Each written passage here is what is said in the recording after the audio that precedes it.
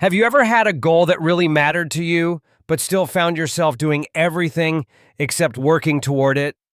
You know, the kind of goal that's supposed to inspire you, but instead you're scrolling, stalling, or avoiding it completely? That's not laziness. That's motivation failing. And there's actually science behind why that happens. Let's start with what motivation really is.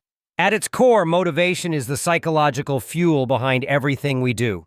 It's what gets us started, what keeps us going, and what helps us choose where to put our energy. Whether we're talking about work, school, fitness, or just getting out of bed, motivation is what powers that action. But motivation isn't just something you either have or don't.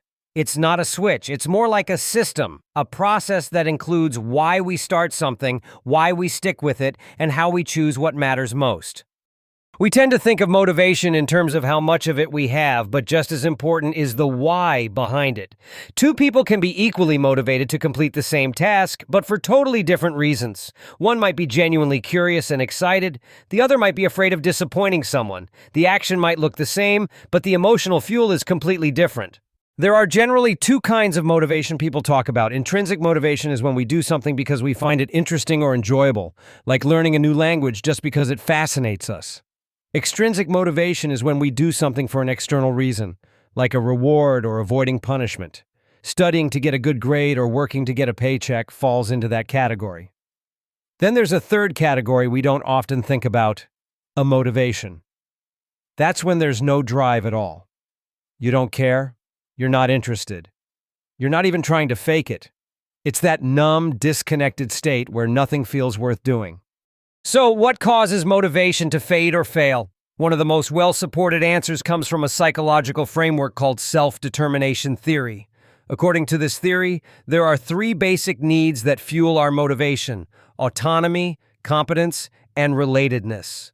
Autonomy is the feeling that we have control over our choices.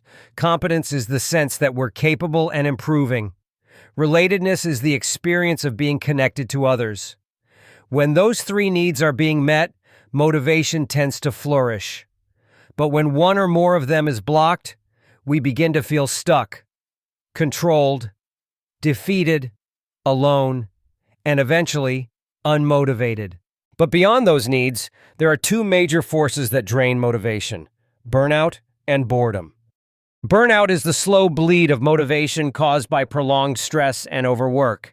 It's when you feel emotionally drained, mentally exhausted, and disconnected from the work you're doing.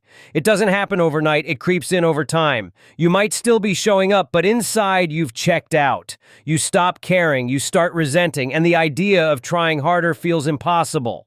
Now, on the flip side, there's boredom. It might sound harmless, but boredom is a major motivation killer. It shows up when tasks feel meaningless, repetitive, or way too easy. It's not that you're overworked. It's that you're understimulated. You're disengaged because there's no challenge, no interest, and no clear reason to care. While burnout is caused by doing too much for too long, boredom is caused by doing too little of what actually matters.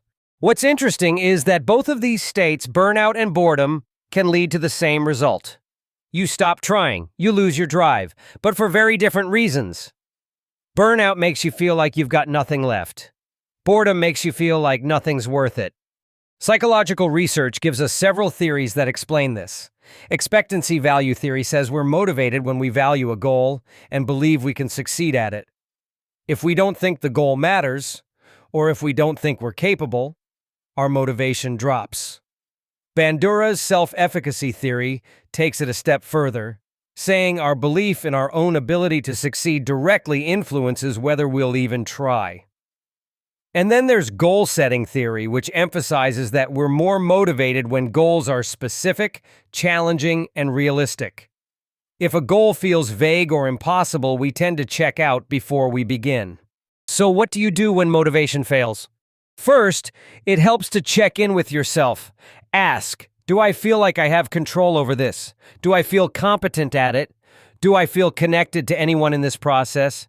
If you're missing autonomy, competence, or relatedness, that's a strong signal that your environment might be the problem, not you. Next, ask yourself whether the goal you're pursuing actually means something to you. Is it aligned with your values? Is there a personal reason for doing it?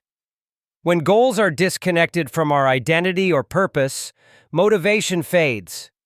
But when a goal feels meaningful, we're far more likely to keep going, even when it's hard. You also want to adjust the challenge. If something is too easy, it becomes boring. Too hard, and it becomes overwhelming. The sweet spot, the zone of growth and flow, is when the challenge matches your current skill level, just enough to stretch you without snapping you. Celebrating small wins also helps. Motivation needs evidence that progress is happening. Even tiny milestones, checking off a to-do list, completing a practice round, finishing a small part of a bigger project can build momentum. That momentum matters more than most people realize. It's also important to look at your environment. Is it full of pressure, unrealistic demands, or negativity? Sometimes motivation fails not because of you, but because the system around you doesn't support you. Changing your environment even slightly, like where you work, who you talk to, or how you track progress, can reignite your drive. And finally, don't forget rest. We often treat rest like it's the opposite of productivity, but it's actually a critical part of it. Our brains need space to recover, reflect, and reconnect with what matters. Burnout doesn't happen because people are weak. It happens because they push too hard for too long without renewal. Motivation isn't something you wait for, it's something you rebuild. And just like a fire, sometimes it flickers, sometimes it dies down. But with the right fuel, meaning autonomy, connection, it can come back stronger.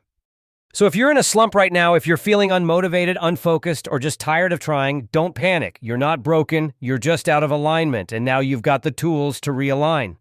Thanks for listening. If this helped you, stick around. We'll keep unpacking the psychology of motivation, learning, and growth without the burnout.